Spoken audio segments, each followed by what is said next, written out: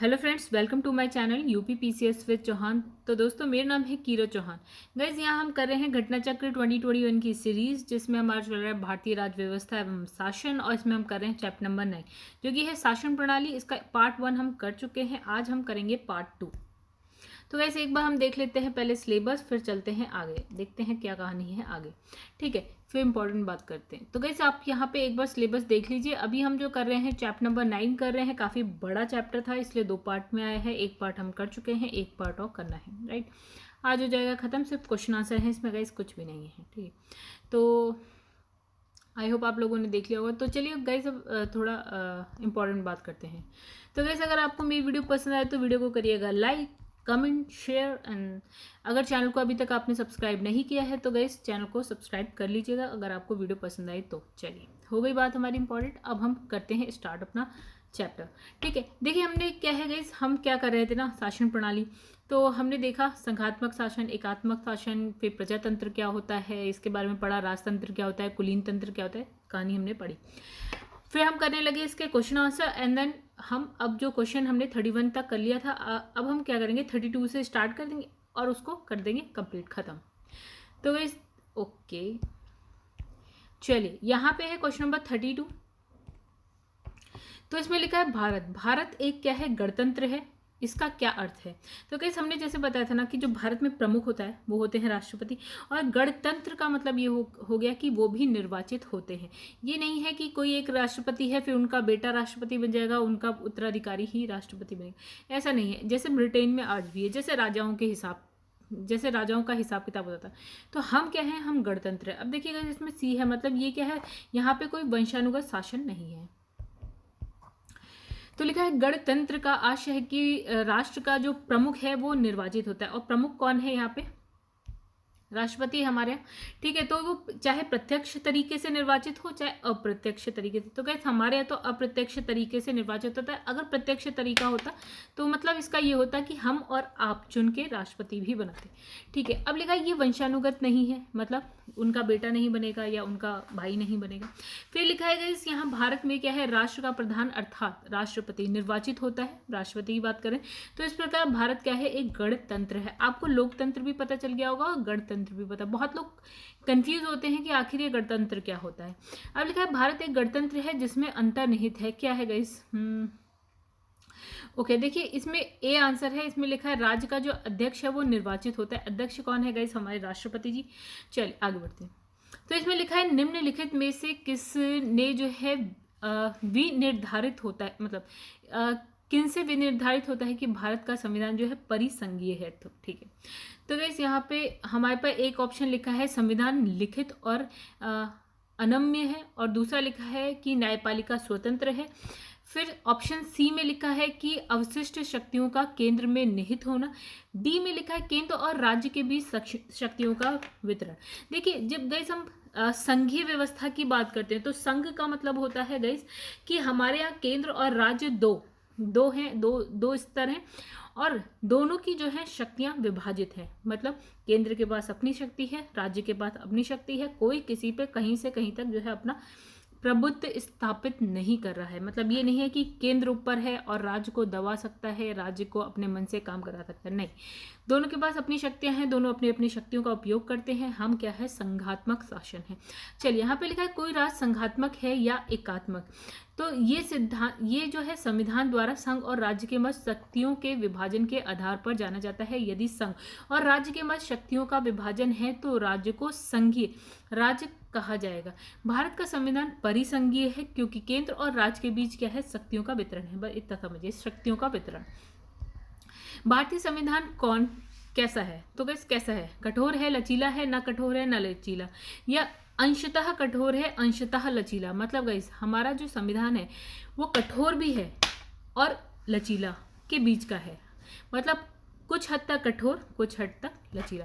तो इसका आंसर है डी। देखिए क्या होता है, अभी हम वैसे नॉर्मली समझते हैं कि कठोर क्यों है, कि संविधान को गाइस बहुत आसान तरीके से परिवर्तित नहीं किया जा सकता, राइट, उसमें चेंजेस बहुत आसानी से नहीं किए जा सकते, इसलिए कठोर है। और लचीला क्यों है, कि हमारे संविधान को हम जो है परिवर्तित तो कर सकते हैं, हालांकि प्रोसेस जो है बहुत टफ है, बट कर तो सकते हैं। ऐसा तो है नहीं कि कर ही नहीं सकते, जो बन गया है बताए कितने साल हो गए, 75 साल पहले जो बन गया है और वो बना ही हुआ है, तो इस 75 तो नहीं हुए, 70 साल हो गए, ठीक है, 1950 में कंप्लीट हुआ था। अब इसमें लिखा है भारतीय संविधान को कठोर और नम्य का मिश्रण माना जाता है, अतः ये अंशतः कठोर है और अंशतः लचीला।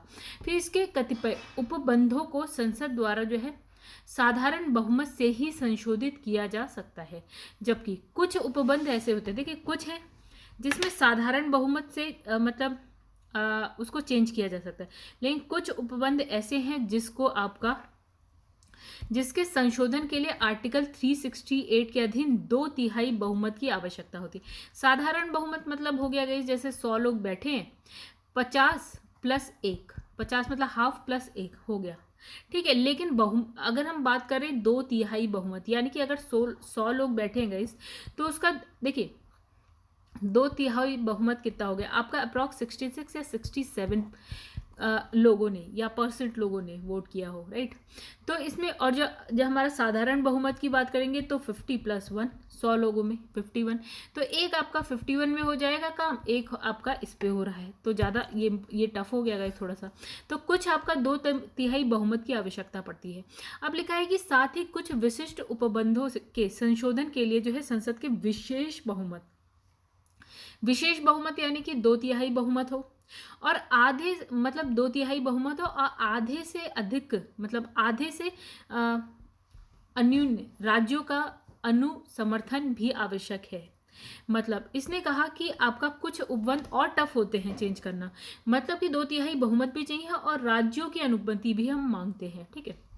तो 3 तरीके से होता है, साधारण हो गया, विशेष बहुमत, साधारण हो गया, साधारण बहुमत हो गया, ठीक है, और फिर एक आपका 2/3 बहुमत हो गया, फिर आपका विशेष बहुमत हो गया, जिसमें राज्य भी इन्वॉल्व हो जाते हैं। लेकिन भारत की संसदीय शासन प्रणाली और ब्रिटेन की संसदीय शासन प्रणाली में अंतर का बिंदु निम्नलिखित में से कौन सा है। देखिए ब्रिटेन में भी संसदीय प्रणाली है, हमारे यहाँ भी संसदीय, अब दोनों में अंतर कहाँ पे, अंतर गाइस देखिए ये क्या है, न्यायिक समीक्षा हमारे यहाँ होती है लेकिन ब्रिटेन में नहीं होती है, ठीक है। अब न्यायिक समीक्षा क्या है गाइस, हम इसके बारे में पढ़ेंगे, पूरा का पूरा चैप्टर। ब्रिटिश संसद लिखित संविधान के अभाव में क्या है, संप्रभु निकाय है। देखिए जो ब्रिटेन में संसद है, ब्रिटेन है ना गाइस, वहाँ पे अगर हम संविधान की बात करते हैं तो वहाँ पे लिखित नहीं है, ठीक है, वहाँ एक परंपरा चली आ रही है कि ऐसे ऐसे ऐसे ऐसे काम होना है, तो उस तरह से होता है। जबकि भारतीय जो संसद की शक्तियाँ या कार्यप्रणाली संविधान की सीमा के अधीन है, मतलब हम वही कर सकते हैं जो संविधान में लिखा है, जो संविधान में नहीं लिखा है वो नहीं किया जाएगा, ठीक है।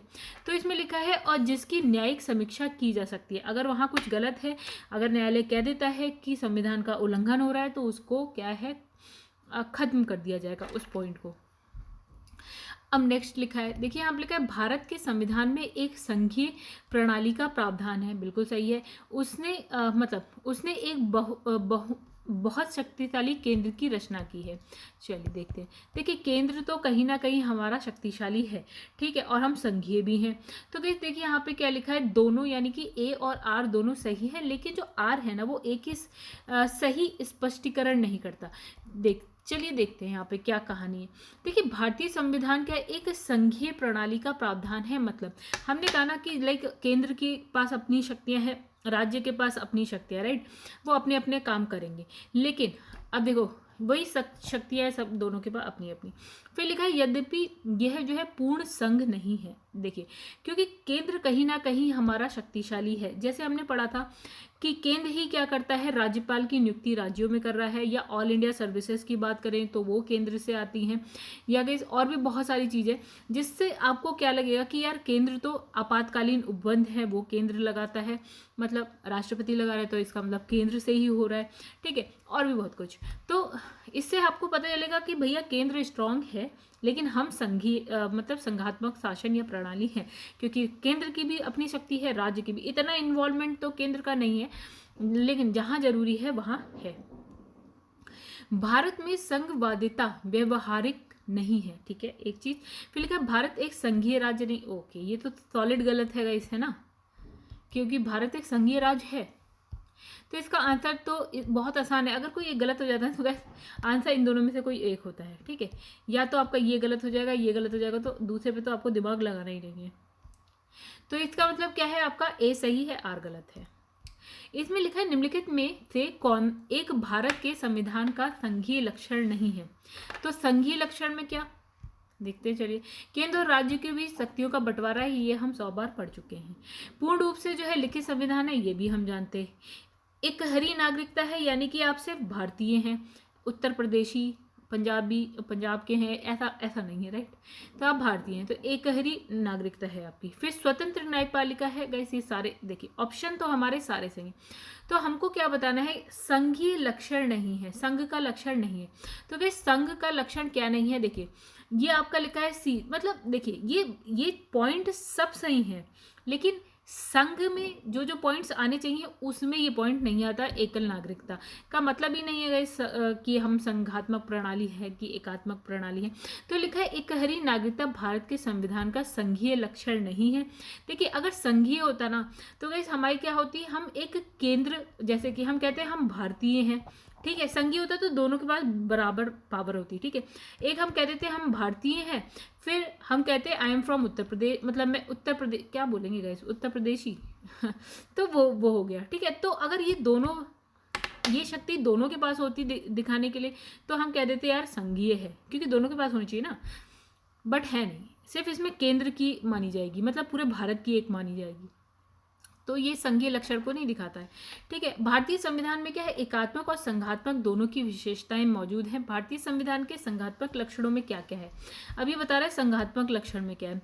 एक लिखित संविधान है हमारा, कठोर संविधान है, केंद्र और राज्य के बीच के शक्तियों का बंटवारा है यानी कि वितरण है, न्यायपालिका की सर्वोच्चता है, स्वतंत्रता है, न्यायपालिका हमारी सर्वोच्च भी है और स्वतंत्र भी है, मतलब इसके ऊपर कोई दबाव नहीं डाल सकता कहीं से भी। फिर लिखा है द्विसदनीय विधानमंडल होता है, लाइक हमारा जैसे केंद्र में आप देखेंगे तो लोकसभा राज्यसभा, वैसे देखेंगे तो विधानसभा विधान परिषद। फिर लिखा है जबकि एकात्मक लक्षणों के अंदर क्या होता है गाइस, देखिए एकात्मक लक्षण है एकल नागरिकता, राइट। उत्तर प्रदेश के तो नहीं है आप, या पंजाब के तो नहीं कहते हैं, आप कहते हैं भारतीय। अब लिखा है राज्यपाल की जो है आपकी राष्ट्रपति द्वारा नियुक्ति, राज्यपाल को कौन नियुक्त करता है, और राज्यपाल होता कहाँ पे, राज्य में होता है, लेकिन नियुक्ति कौन कर रहा है, केंद्र स्तर पर राष्ट्रपति कर रहे हैं। आपातकाल की घोषणा राष्ट्रपति करते हैं। समझौते को लागू करने में जो है संसद की शक्ति आदि का उल्लेख किया जा सकता है। ये एकात्मक शासन को दिखाता है, हालांकि है हम संघात्मक ही, ठीक है। तो ये जरूरी है इसलिए। अब लिखा है भारतीय संघीय व्यवस्था में कौन से एकात्मक तत्व है। फिर अब ये बताओ, एकात्मक में ये हो जाएगा ना गाइस कि इसमें आपको स्ट्रांग दिखेगा कौन, केंद्र। तो यहाँ पे है लिखित संविधान, इसको नहीं कह सकते, ठीक है। कठोर संविधान, इसको भी एकात्मक नहीं। संविधान की सर्वोच्चता, राज्यपाल की नियुक्ति कह सकते हैं गाइस आप एकात्मक, क्योंकि ये राष्ट्रपति करता है और राष्ट्रपति केंद्र में होता है। फिर लिखा है कि शक्तियों का केंद्रीकरण, बिल्कुल है, ये तो सही है। फिर लिखा है राज्य विधेयकों पर राष्ट्रपति की स्वीकृति, आप ये कह सकते हैं कि विधेयक तो भैया राज्य का है, लेकिन राज्यपाल क्या करता है, राष्ट्रपति के लिए छोड़ देता है। तो गाइस इसमें ये हो जाएगा कि यार आपका केंद्र जो है वो स्ट्रांग दिख रहा है, ठीक है। आप ये देखिए केंद्र ना किस वाले में स्ट्रांग दिख रहा है, तो राज्यपाल की नियुक्ति में केंद्र स्ट्रांग दिख रहा है, क्योंकि नियुक्ति राष्ट्रपति करते हैं और वो केंद्र स्तर पर होते हैं, ठीक है। और राज्य विधायकों पर राष्ट्रपति की स्वीकृति, अरे यार राज्यपाल तक रखो सीमित, लेकिन अगर वो राष्ट्रपति पे जा रहा है तो गैस यहाँ पे भी आपको केंद्र स्ट्रांग दिख रहा है।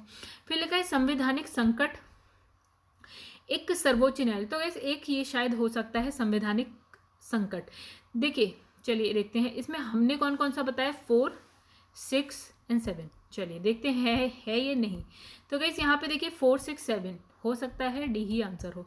देखिए आंसर डी ही है, ठीक है। चलिए आगे बढ़ते हैं। तो इसमें हम एक बार समझेंगे, बाकी तो समझने वाला कुछ नहीं, हम 7 पे थोड़ा सा देखते हैं आखिर 7 क्या कहना चाह रहा है। तो यहाँ पे तो बहुत बड़ी लिस्ट है भाई साहब, पढ़ लेते हैं, चलिए गाइस पढ़ ही लेते हैं। लिखा है तत्वों, इन सब में से ये जो है आपको परिसंघीय व्यवस्था में एकात्मक तत्व है, मतलब ये आपको एकात्मक तत्व की तरह दिख रहा है कि कह रहा है कि भैया ये जो है ना 3 पॉइंट्स, इसमें केंद्र आपको थोड़ा सा स्ट्रांग दिख रहा है, और बाकी में क्या है वो परिसंघीय व्यवस्था के अनिवार्य तत्व, चलिए ये छोड़े बकवास लिखे।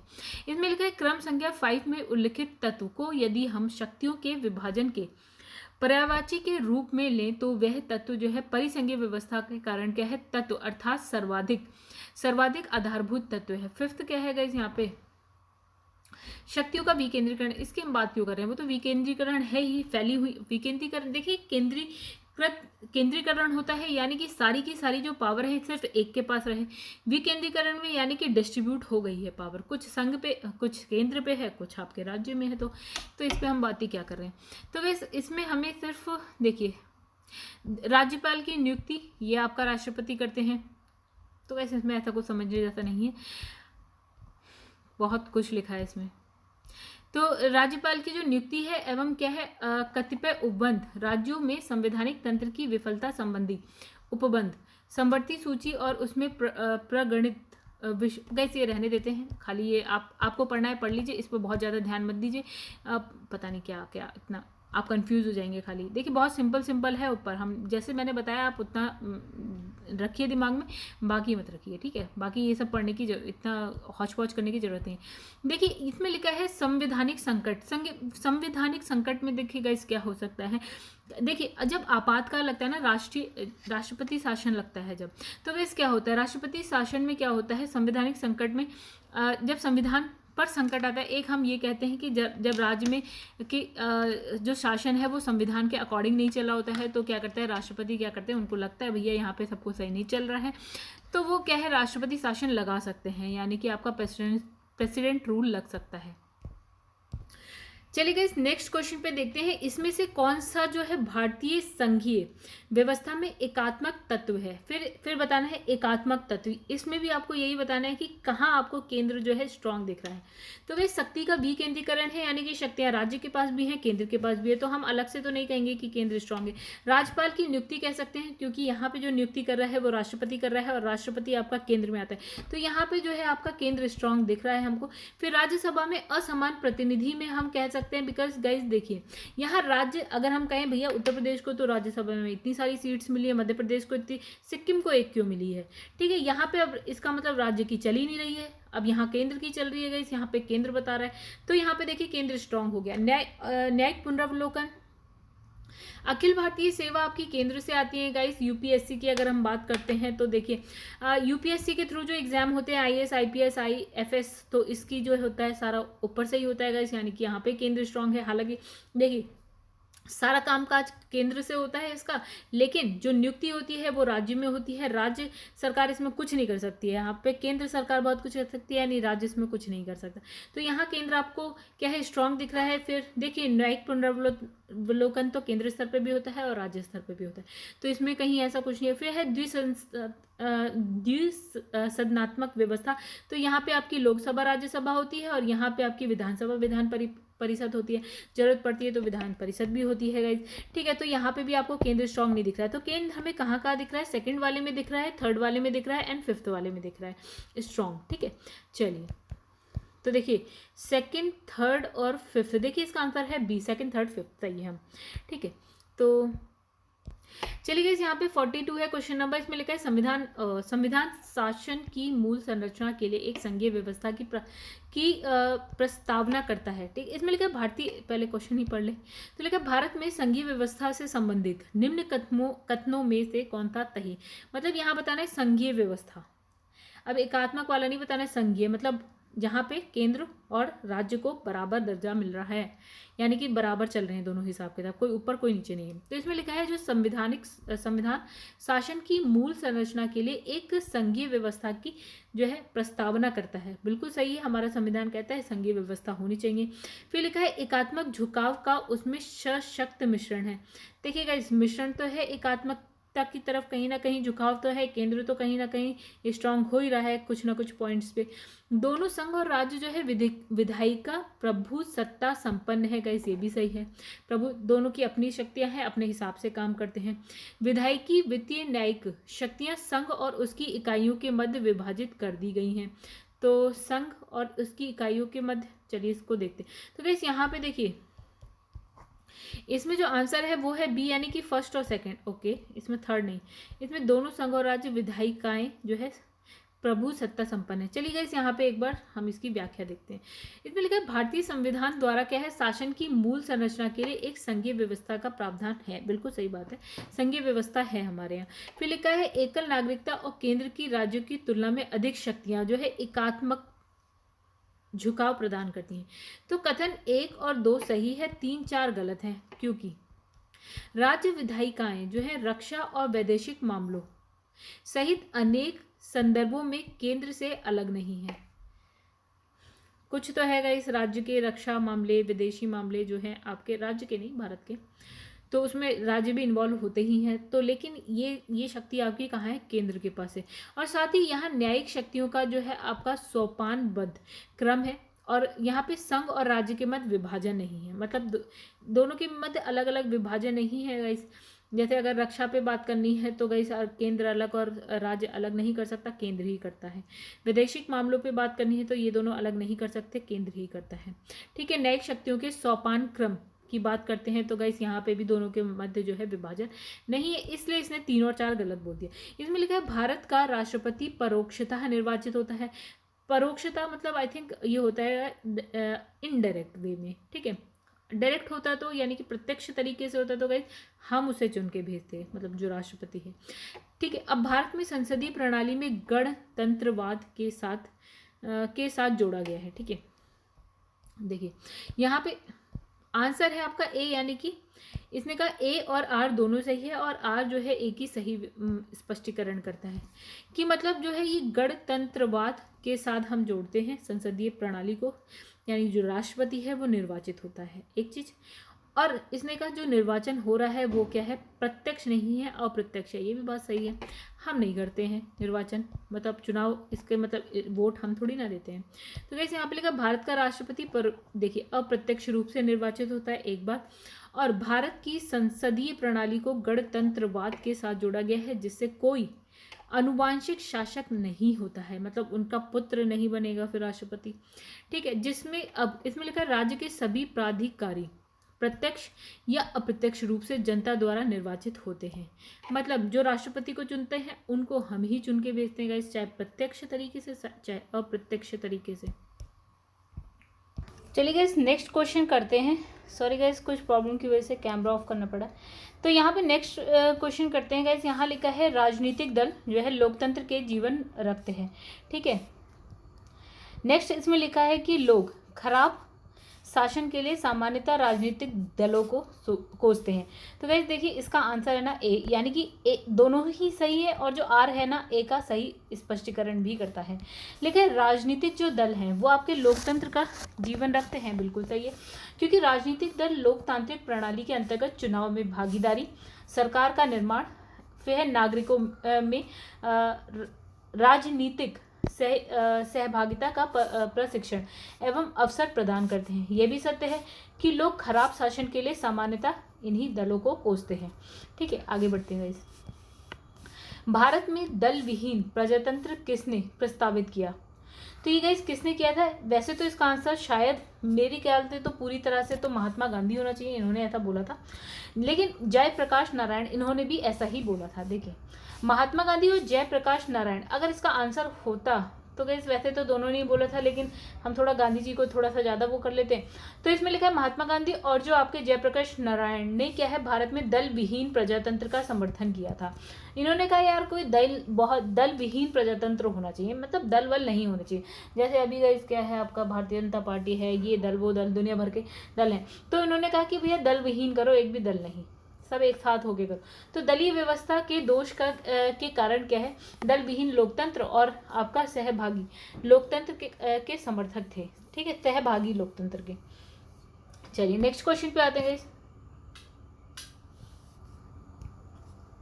तो नेक्स्ट क्वेश्चन क्या है गाइस कि भारत की संघात्मक संरचना का मुख्य उद्देश्य उसकी बहुआयामी विविधता में से एक राष्ट्र का निर्माण करना और राष्ट्रीय एकता को संरक्षित करना था। तो लिखा है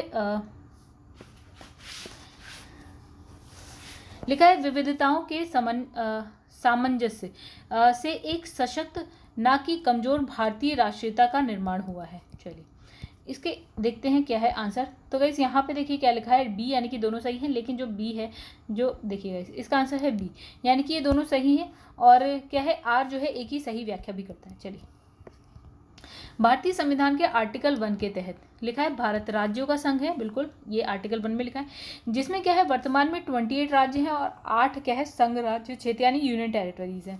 फिर संघात्मक संरचना में शक्तियों का बंटवारा संघ और राज्य के मध्य किया गया है, ठीक है। फिर है संघ को राज्य की तुलना में अधिक शक्तियां प्रदान की गई हैं। भारत की संघात्मक संरचना का मुख्य उद्देश्य क्या है, बहुआयामी जो है विविधताओं में से एक राष्ट्र का निर्माण करना और राष्ट्रीय एकता को संरक्षित करना, जिसके कारण विविधताओं के समंजन में एक क्या है सशक्त भारतीय राष्ट्र का निर्माण हो सके। इस प्रकार दोनों, बहुत सिंपल था ये, कुछ नहीं है इसमें क्या भारतीय राजनीतिक व्यवस्था की प्रकृति निरंतरता और क्या है परिवर्तन के तत्व मूर्त रूप में जो है इसमें पाए जाते हैं, मतलब निरंतरता भी है और क्या है परिवर्तन, दोनों चीजें पाई जाती हैं। दूसरा इसमें लिखा है भारतीय राजनीतिक व्यवस्था में निम्न राजनीतिक कार्य शैलियां जैसे कि आधुनिक शैली, परंपरागत शैली और संत शैली के तत्व समाहित है। तो गाइस देखिए यूपीपीसीएस प्री 2020 का क्वेश्चन है ये, पिछले साल वाला। तो गाइस इसका आंसर है आपका ए, यानी कि आपका ए और आर दोनों सही है। आर जो है एक ही सही व्याख्या करता है। चलिए देखते हैं इसमें क्या लिखा है। इसमें लिखा है भारतीय राजनीतिक व्यवस्था की प्रकृति में मौर्य काल से लेकर आधुनिक युग तक अपने विशिष्ट तत्व मूर्त रूप से आज भी विद्यमान है। कब से कब तक है, इस मौर्य काल से लेकर आज तक के सारे तत्व इसमें विद्यमान हैं। और फिर यद्यपि विभिन्न युगों और कालों से निरंतर और परिवर्तनशील भारतीय राजनीतिक व्यवस्था में आधुनिक शैली भी है, परंपरागत शैली भी है, संत शैली के तत्व समाहित है, इससे सारे हैं। चलिए आगे बढ़ते हैं। इसमें लिखा है महिलाएं, दलित, निर्धन, अल्पसंख्यक समूह भारत में लोकतंत्र के सबसे बड़े दावेदार हैं। फिर दूसरा लिखा है यहाँ पे भारत में लोकतंत्र अधिक आत्मसम्मान की कामना का वाहक बनकर उभरा है। चलिए इसको देख लेते हैं एक बार। तो कैसे यहाँ पे लिखा है कि यानी कि दोनों सही हैं। तो इसमें लिखा है महिलाएं, दलित, निर्धन, अल्पसंख्यक समूह भारत में लोकतंत्र के सबसे बड़े क्या है दावेदार है, क्योंकि लोकतंत्र उनके व्यक्तिगत अधिकारों की रक्षा कर उनके आत्मसम्मान और गरिमा को बढ़ाता है, ठीक है। तो इसने कहा कि ए तथा आर जो है दोनों सही हैं और आर इसकी सही व्याख्या यानी ए की सही व्याख्या भी करता है। भारतीय संविधान के वृहत होने का कारण क्या है। तो वैसे इसमें चलिए इसमें तो कोई आंसर नहीं है, बाकी हम यहाँ पढ़ लेते हैं क्या है।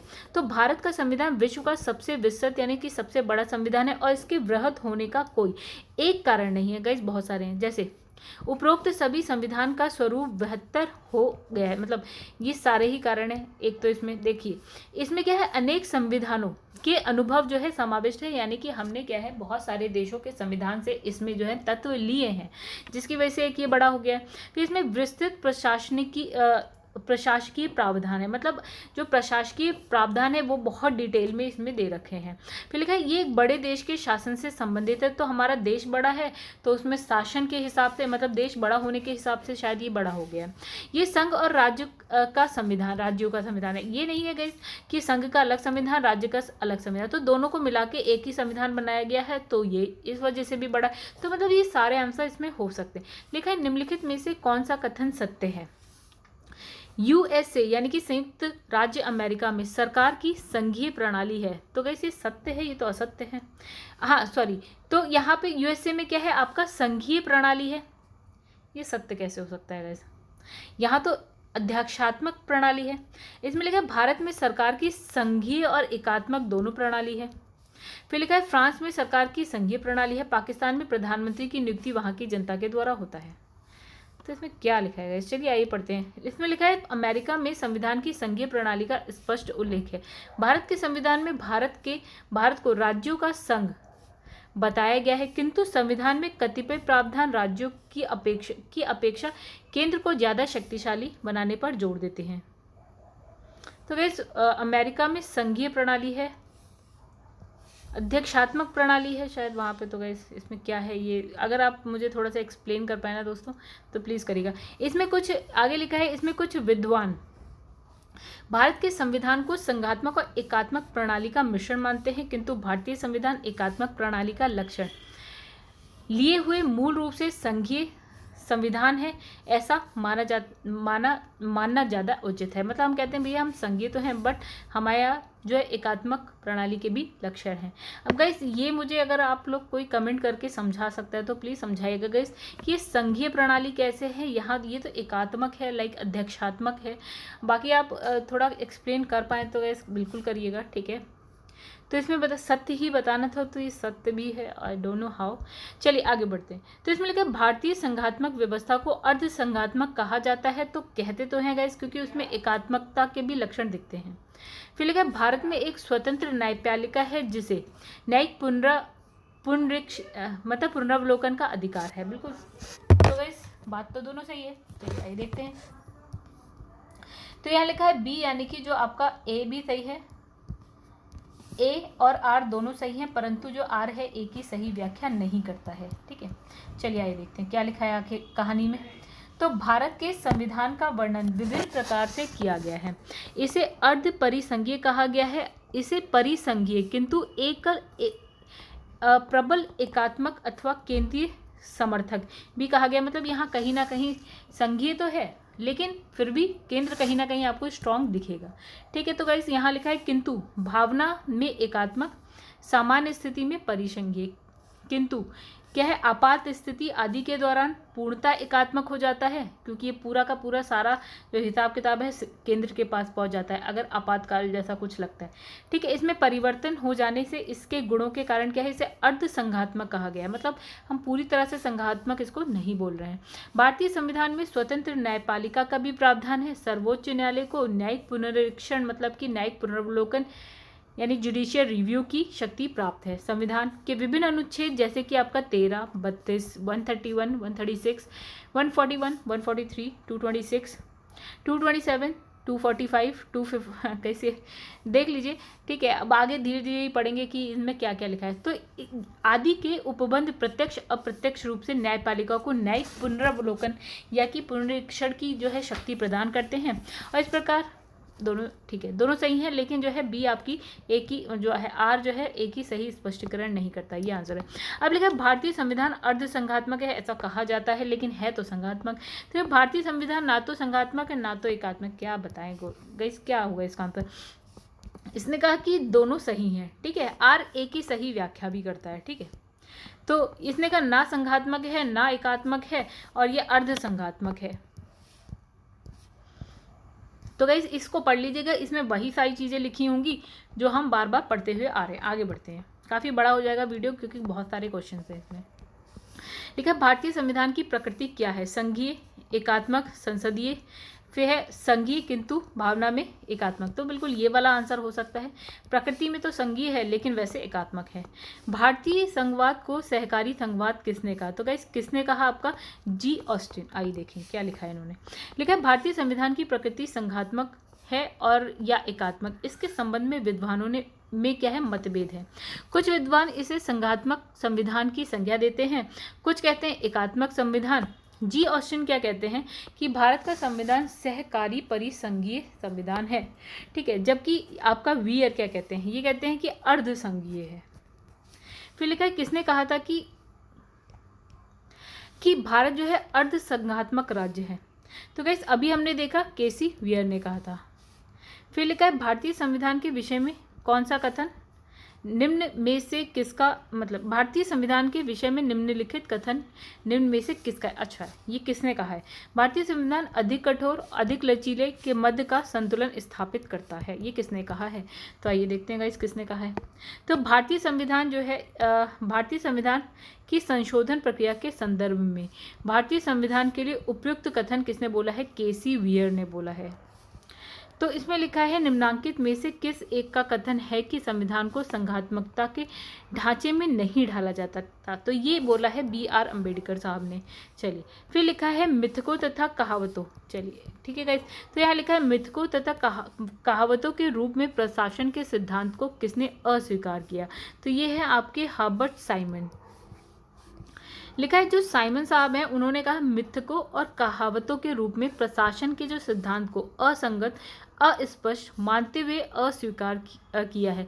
जबकि क्या लिखा है ड्वाइट, वॉल्डो, फ्रैंक मैरिनी, और F.W. रिक्स ने मिथकों और कहावतों के रूप में प्रशासन के सिद्धांत को स्वीकार किया है। आगे बढ़ते हैं। लिखा है विधि और स्वाधीनता के बीच सबसे उपयुक्त संबंध को निम्नलिखित में से कौन जो है प्रतिबिंबित करता है, मतलब विधि और स्वाधीनता। तो गाइस कौन करता है, आइए इसका आंसर देखते हैं। आंसर है बी, मतलब यदि विधि नहीं तो स्वाधीनता भी नहीं। मतलब अगर कानून नहीं है देश में तो स्वाधीनता का भी कोई मतलब नहीं बनता, स्वाधीनता भी आपको नहीं। यदि विधि नहीं तो स्वाधीनता नहीं का कथन विधि और स्वाधीनता के मध्य सबसे उपयुक्त संबंध को दर्शाता है। स्वाधीनता का तात्पर्य विधि की पूर्ण अनुपस्थिति कदापि नहीं है। अब इसने लिखा है विधि शास्त्री जॉन लॉक के अनुसार स्वाधीनता के अस्तित्व के लिए विधि का अस्तित्व जरूरी है। कानून की स्वतंत्रता की रक्षा करता है। देखिए कानून ही क्या करता है, आपकी स्वतंत्रता की रक्षा करता है। गाइस अगर आप एक अफगानिस्तान का एग्जाम्पल ले लें तो आप इसको बहुत अच्छी तरह से समझ पाएंगे कि जहाँ ना कानून अगर नहीं है तो आपकी स्वाधीनता के नाम पे कुछ नहीं होगा, आप स्वाधीन ही नहीं होंगे। कानून है तो आपकी स्वतंत्रता है, और स्वतंत्रता की रक्षा कौन करता है, सिर्फ और सिर्फ आपका कानून करेगा। अगर आप कानून को ही मानना बंद कर देंगे तो गाइस वो ही अफगानिस्तान वाला हाल हो जाएगा। वे कहते हैं जहाँ कोई कानून नहीं वहाँ स्वतंत्रता नहीं। जैसे कि आप देख रहे हैं वहाँ कानून नहीं है, जो उनका मन करता है तालिबानियों का, जो भी उनके सरदार हैं उनके हिसाब से चल रहा है सब कुछ, लोग परेशान हैं। अब है नहीं है ये हमें नहीं पता, लेकिन फिलहाल जैसा दिखता है वैसे तो लगता है। लिखा है निम्नलिखित में से कौन विकास प्रशासन की अवधारणा से संबंधित है। तो विकास इसमें लिखा है आपका फ्रेड डब्ल्यू रिस्क। अब आइए देखते हैं विकास प्रशासन की अवधारणाओं से फ्रेड डब्ल्यू रिस्क संबंधित है। अपनी उनकी एक प्रसिद्ध पुस्तक है, क्या नाम है, एडमिनिस्ट्रेशन डेवलपमेंट इंक्लूसिव कॉन्सेप्ट में उन्होंने लिखा है कि विकास प्रशासन उन कार्यक्रमों और परियोजनाओं को पूरा करने के संगठित प्रयासों से संबंधित है जो विकास में संलग्न व्यक्ति द्वारा प्रवर्तित किए जाते हैं। ठीक है, आगे लिखा है निम्नलिखित में से कौन सा एक चिंतक लोक प्रशासन और निजी प्रशासन में समस्याओं का समर्थक है। तो गाइस हेनरी फेयोल। तो गाइस ये सारी चीज़ें ना देखिए आप एक बार जो ये क्वेश्चंस आप पढ़ रहे हैं ना अभी फ़िलहाल में, तो ये गाइस क्वेश्चन ऐसे हैं जो अगर आपको नहीं आ रहे हैं, अगर आप हर क्वेश्चन में सबसे पहले देखिएगा कि ये कौन से किस में आए हैं। जैसे ये आपका अगर आपको ये अजीब लगा हो तो ये झारखंड पीसीएस में आया है, किसी का नाम पूछा गया है, ठीक है, तो झारखंड पीसीएस में आया है। फिर देखिए सेकंड, चलिए ये आईएएस का क्वेश्चन है बट इजी था, इतना मुश्किल नहीं था। फिर देखिए गाइस इसमें भी कोई नाम पूछा गया है तो ये आपका झारखंड पीसीएस में आया है, ठीक है। फिर आगे बढ़ते हैं, फिर ये देखिए इसमें भी किसी का नाम पूछा गया है, झारखंड पीसीएस में आया, तो झारखंड के हैं तो आप टेंशन लीजिएगा ऐसे क्वेश्चन पे। नहीं है झारखंड के तो इतनी टेंशन लेने की भी ज़रूरत नहीं है। तो इसमें क्या है गाइस, यहाँ पे लिखा है प्रसिद्ध प्रशासनिक चिंतक हैं, क्या नाम है, हेनरी फेयोल। तो गाइस हो सकता है जो उनका पेपर लेने का पैटर्न सिलेबस में ये चीज़ें ज़्यादा इन्वॉल्व हो और ये आती हों, ठीक है। तो झारखंड के आप नहीं हैं तो बहुत ज़्यादा टेंशन नहीं लीजिएगा, आप अपने पैटर्न के हिसाब से चलिए। तो इन्होंने क्या है लोक प्रशासन और निजी प्रशासन में समानता का समर्थन किया है। इसके अनुसार अब हमारे सामने अनेक प्रकार के प्रशासन विज्ञान नहीं है, ठीक है। अपितु केवल एक ही प्रशासन है जिसे सार्वजनिक और निजी मामलों में समान रूप से उपयोग में लाया जा सकता है। चलिए आगे बढ़ते हैं। लिखा है देखिए गाइस फिर से ये झारखंड का है, फिर एक नाम है यहाँ पर, ठीक है, क्या है, एक नेम है, किसने कहा या क्या है। यदि हमारी सभ्यता विफल होती है तो यह मुख्यतः प्रशासन के ध्वस्त होने के कारण है। तो ये कथन दिया गया है, किसने दिया है, तो गाइस ये रहा इनका नाम W.B. डॉनहम, ठीक है। तो गाइस ये आप कुछ नहीं है इसमें व्याख्या। अब इसमें देखिए क्या लिखा है, गणतंत्रीय अवधारणा से संबंधित निम्नांकित में से कौन एक नहीं है। तो गणतंत्रीय अवधारणा की बात करनी है इसमें। तो लिखा है कि जो राज्य जिसमें जनता सर्वोच्च है, ठीक है। तो ठीक है, आप अपने अगर आप देखें तो भारत क्या है, गणतंत्र भी है भारत में। तो आप भारत का एग्जाम्पल लेके हमेशा चलिए, एक एग्जाम्पल हमेशा ढूंढ लीजिए, ठीक है, तो उसके बाद आप क्या है आंसर दे पाएंगे। तो इसमें लिखा है कि चलिए क्या अब भारत का एग्जाम्पल लेके, तो भारत में जो है सर्वोच्च सत्ता किसके पास है, जनता। ठीक है, एक बात हम मान लेते हैं कि ऐसा कुछ है भारत में। सर्वोच्च शक्ति निर्वाचित प्रधान में निहित होती है, जिसको हम भेजते हैं ना चुनकर, उसमें सर्वोच्च शक्ति होती है। चलिए हम इसको भी मान लेते हैं कि हमने जो है चुन के अभी क्या है भारतीय जनता पार्टी को भेजा और उसमें से एक प्रधान निकल के आए जो प्रधानमंत्री हैं। चलिए ये भी हम मान लेते हैं कि भारत में ऐसा होता है। फिर लिखा है एक ऐसी सरकार जो जनता द्वारा निर्वाचित प्रतिनिधियों की होती है। हम मान लेते हैं गाइस लोकसभा में जो चुनाव होते हैं वो हम करते हैं और जो उसके मेंबर ऑफ पार्लियामेंट्स होते हैं यानी कि एमपीज होते हैं उसको चुनकर भेजने का काम हम करते हैं। तो हमने कहा यार ये भी सही लग रहा है, भारत के हिसाब से देखा जाए तो बिल्कुल सही है। और फिर लिखा है सर्वोच्च शक्ति एक राजा के समान व्यक्ति में निहित है। तो गाइस हमारे यहाँ कोई राजा नहीं है, तो गाइस ये हो गया आंसर गलत, तो आंसर हो गया सी। ठीक है, तो बस खत्म है, आप लोग इसे पढ़ लीजिएगा, आगे बढ़ते हैं।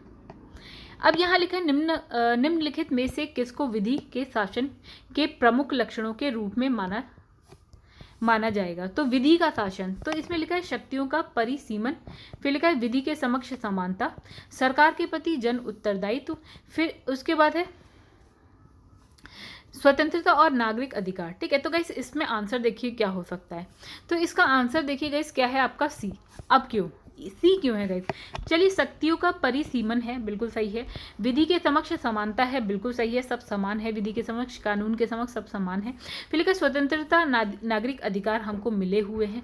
अब लिखा सरकार के प्रति जनता के उत्तरदायित्व है या जनता के प्रति सरकार के उत्तरदायित्व। सरकार हमारे प्रति उत्तरदायी है या हम सरकार के प्रति उत्तरदायी हैं। तो इसमें लिखा है कि भैया इसमें लिखा है कि जनता जो है सरकार के प्रति उत्तरदायी है, ये तो उल्टा हो गया गाइस, तो ये तो नहीं है। तो यहाँ पे देखिए तीसरा नहीं है, बाकी 1 to 4 हैं। ठीक है, तो इसमें लिखा है कि इसमें लिखा है कि आपका प्रोफेसर डाइसी ने 1885 में अपनी पुस्तक द लॉ ऑफ कॉन्स्टिट्यूशन में विधि के शासन के निम्न 3 लक्षण बताए हैं। इन्होंने कहा विधि की सर्वोपरिता, मतलब विधि सर्वोच्च है, विधि मतलब हो गया कानून ही सर्वोच्च है, उसी के अकॉर्डिंग सब कुछ होगा। राज्य की या व्यक्तियों की स्वेच्छाचारिता और का अभाव होना, अर्थात किसी भी व्यक्ति को केवल विधि के उल्लंघन हेतु दंडित किया जा सकता है। यानी अगर आप कानून का उल्लंघन करते हैं तो आपको दंडित किया जा सकता है, अन्य किसी हेतु नहीं, और कोई कारण नहीं हो सकता आपको दंडित करने का। स्वेच्छाचारिता का अभाव शक्तियों के परिसीमन के रूप में प्रतिबंधित होता है। ठीक है, आगे बढ़ते हैं। विधि के जो है समक्ष समानता, यानी कि विधि के लिए क्या है सभी समान है और कोई भी विधि से ऊपर नहीं है, कानून से ऊपर कोई नहीं है, और चाहे अमीर हो गरीब हो, बड़ा हो छोटा हो, स्त्री हो पुरुष हो, सब समान। विधिक भावना की प्रबलता मतलब इसका तात्पर्य है कि संविधान के सामान्य सिद्धांत व्यक्तियों के अधिकार स्वतंत्रता का निर्धारण करने वाले न्यायिक विनिश्चयों का परिणाम है। सरकार के प्रति जन उत्तरदायित्व विधि के शासन का लक्षण नहीं है, मतलब कि हम उत्तरदायी होने चाहिए सरकार के प्रति या सरकार हमारे प्रति उत्तरदायी होनी चाहिए। तो गाइस बस सी आपका गलत है, बाकी आपके सारे सही हैं।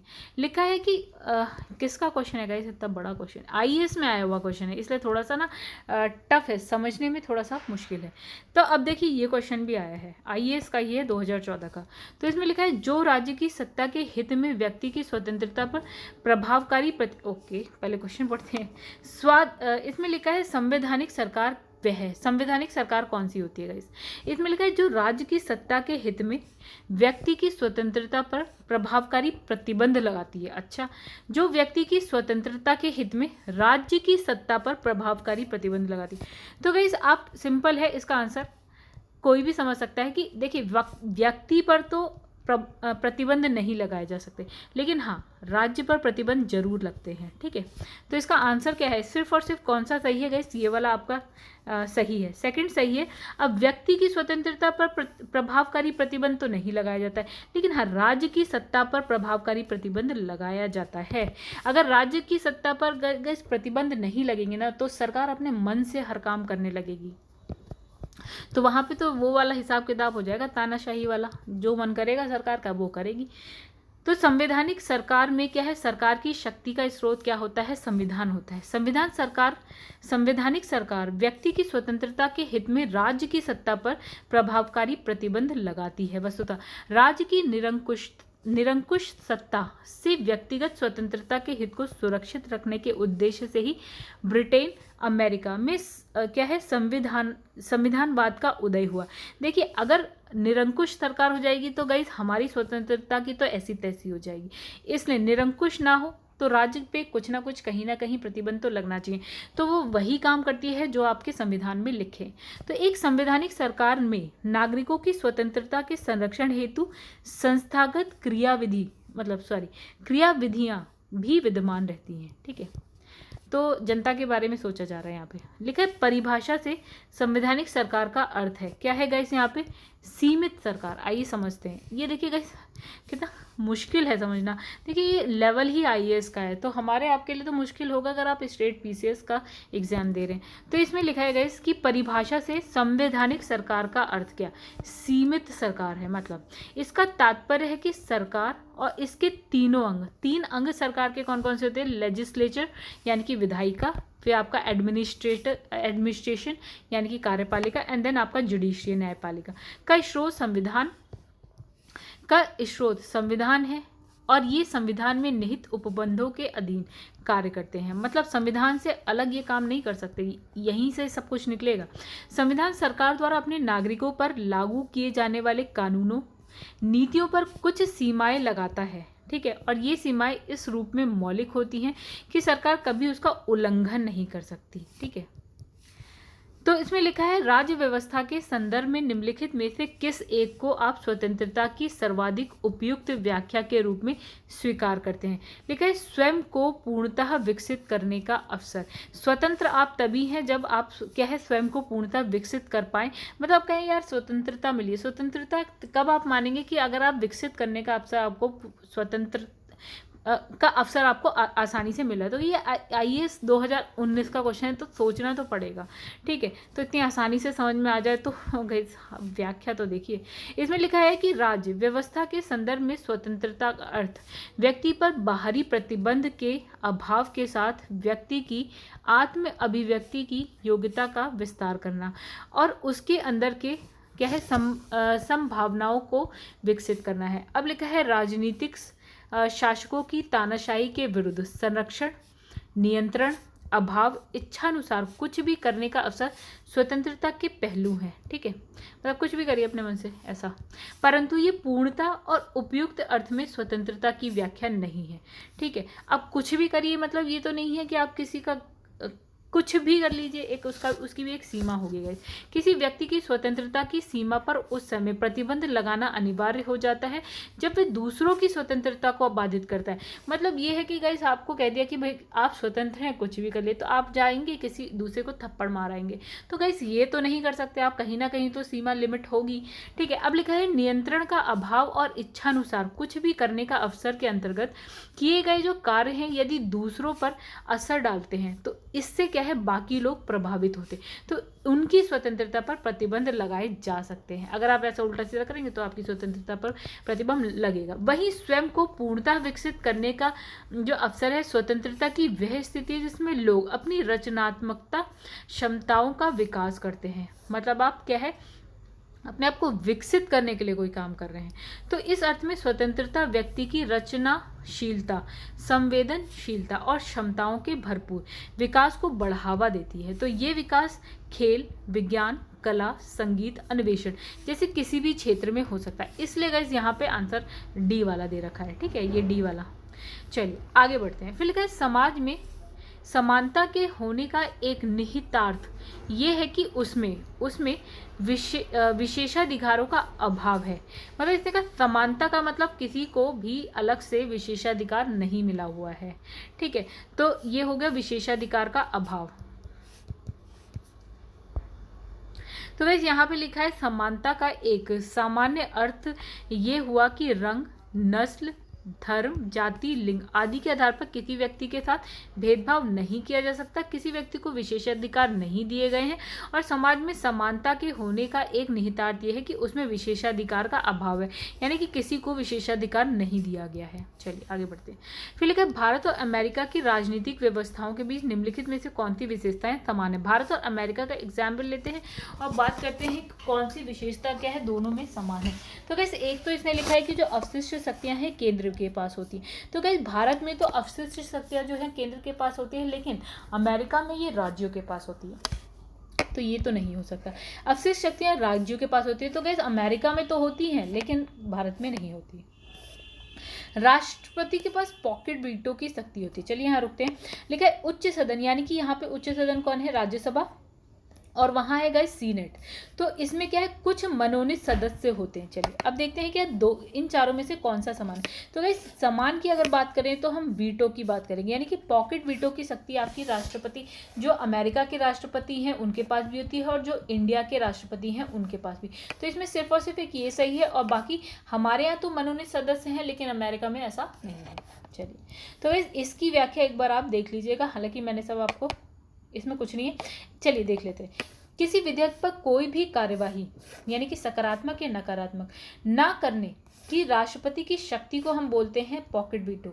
यानी कि आपने कोई विधेयक है, लोकसभा से भी पारित हो गया, राज्यसभा से भी पारित हो गया, राष्ट्रपति के पास गया, भैया ना उसने हाँ कहा उस विधेयक के लिए और ना कहा, रख रखा है अपने पॉकेट में, यही तो है, अपने पॉकेट में रख लिया, तो कहते पॉकेट वीटो। ठीक है। अब लिखा भारतीय राष्ट्रपति, अमेरिकी राष्ट्रपति दोनों ही पॉकेट वीटो की शक्ति रखते हैं, दोनों के पास है।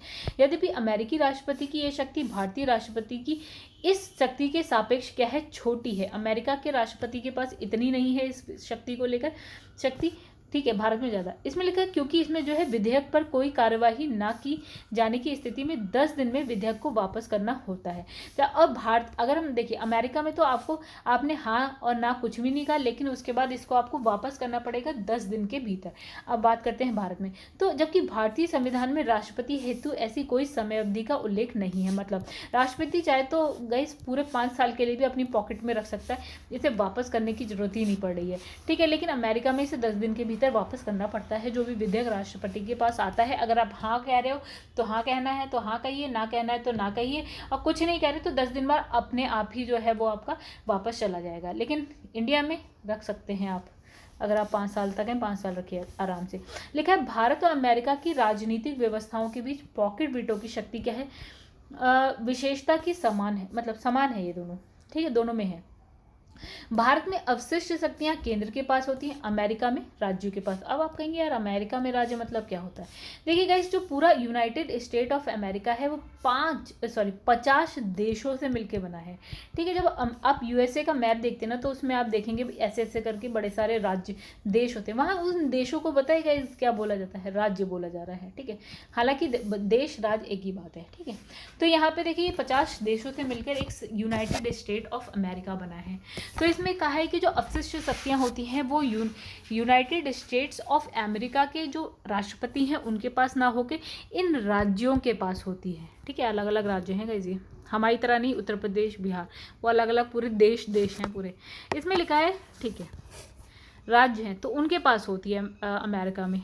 फिर इसमें लिखा है अमेरिका के उच्च सदन यानी कि जो सीनेट है में सभी सदस्य जो प्रक्षतः निर्वाचित होते हैं, मतलब कोई मनोनीत नहीं होते। लेकिन हमारे यहाँ जो है 12 सदस्य मनोनीत होते हैं। कौन मनोनीत करता है, आपके राष्ट्रपति। जैसे वो अलग अलग क्षेत्रों से होते हैं, जैसे साहित्य से हैं, कला से हैं, तो इन क्षेत्रों से आते हैं। जैसे आप मान लीजिए कि गाइस मनोनीत सदस्य का मतलब क्या है, कभी एक समय ऐसा था कि जो राज्यसभा है, राज्यसभा में आप देखते थे कि वो हैं क्या बोलते हैं, अमिताभ बच्चन थे। अभी एक संसद में कौन है, जया बच्चन है। तो गाइस आपको क्या लगता है क्या इलेक्शन लड़के गए होंगे? नहीं, इन्हें जो इनको मनोनीत किया गया है राष्ट्रपति के द्वारा। अलग अलग 3-4 क्षेत्र ऐसे हैं जहां से क्या है लोगों को मनोनीत कर दिया जाता है, डायरेक्ट वो पहुंच जाते हैं संसद में। ठीक है, अब लिखा है दूसरे प्रशासनिक आयोग के कौन से प्रतिवेदन ने भारत में सुशासन की बाध्यताओं की पहचान की। तो यानी कि सेकंड ARC की बात कर रहा है ये, और कह रहा है कि कौन सी जो प्रतिवेदन है जिसने भारत में सुशासन यानी गुड गवर्नेंस की जो बाध्यता है उसकी पहचान की। तो गाइस यहाँ लिखा है नागरिक केंद्रीय प्रशासन शासन का केंद्र बिंदु। झारखंड का क्वेश्चन है, इसका खतरनाक क्वेश्चन है। तो यहाँ लिखा है, अगर आपने सेकंड ARC के बारे में थोड़ा बहुत पढ़ा है तो इसमें लिखा है द्वितीय प्रशासनिक सुधार आयोग के प्रतिवेदन संख्या 12 नागरिक केंद्रीय प्रशासन और शासन का केंद्र बिंदु में भारत के सुशासन की बाध्यताओं की पहचान की गई है और सुशासन के लिए आवश्यक पूर्व शर्तों का उल्लेख है। तो गाइस कुछ क्वेश्चन आपके छोड़ने के लिए होते हैं, ठीक है, तो ये क्वेश्चन है छोड़ने के लिए। चलिए, जिसे आता है वो तो बहुत अच्छी बात है, जिसे नहीं आता है गाइस वो टेंशन ना ले। देख रहे हैं व्याख्या, देखिए जरा।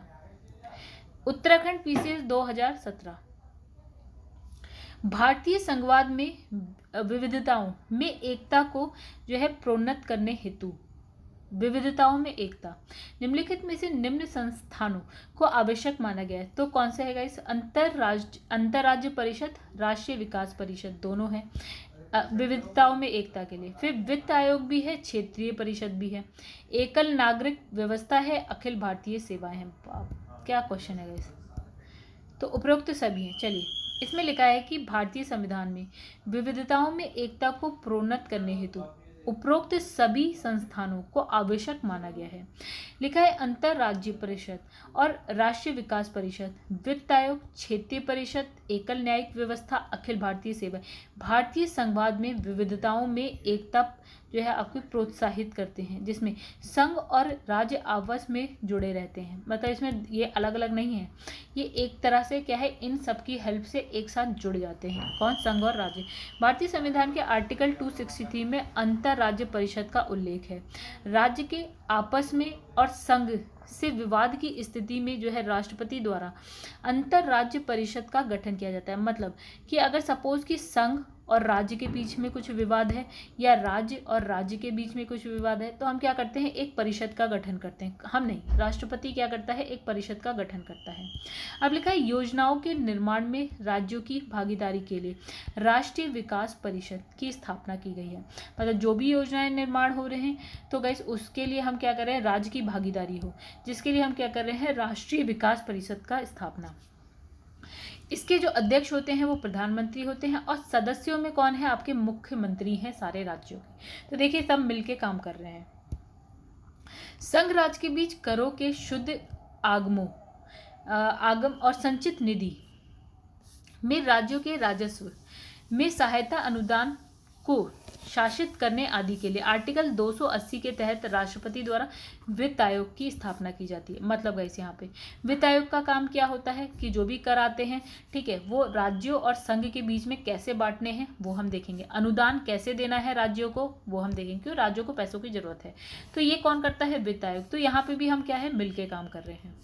केंद्र और राज्य, ठीक है, फिर उसमें लिखा है केंद्र और राज्यों तथा राज्यों के आपसी मतभेदों को स्वतंत्र निष्पक्ष विचार विमर्श के माध्यम से सुलझाने के लिए क्षेत्रीय परिषद, अगर केंद्र और राज्यों के बीच में कुछ गड़बड़ चल रही है तो क्षेत्रीय परिषद की स्थापना की जाती है इन सबको सुलझाने के लिए, राइट। भारत में एकल न्यायिक व्यवस्था को अपनाया गया है, ठीक है, जिसमें उच्चतम न्यायालय सर्वोच्च है। एकल न्यायिक व्यवस्था मतलब पूरे भारत के लिए एक सुप्रीम कोर्ट है गाइस, ठीक है। तो और इसके द्वारा दिए गए जो निर्णय हैं वो सर्वमान्य और अंतिम होते हैं, इसके बाद हम कहीं नहीं जा सकते। अनुच्छेद 312 में अखिल भारतीय सेवा यानी ऑल इंडिया सर्विसेज का उल्लेख है, जो संघ और राज्य दोनों के लिए है, ठीक है। तो जो आपके सपोज IAS ऑफिसर हैं, कहाँ से चुन के आ रहेगा? इसके लिए सारा काम कौन करता है? संघ करता है। लेकिन संघ में भी हो सकते हैं, जैसे हम अपने सचिवालय में देखते हैं IAS काम करते हैं, और राज्यों में तो कैडर मिला ही होता है उनको, तो ये भी दोनों को मिला के काम कर रहे हैं।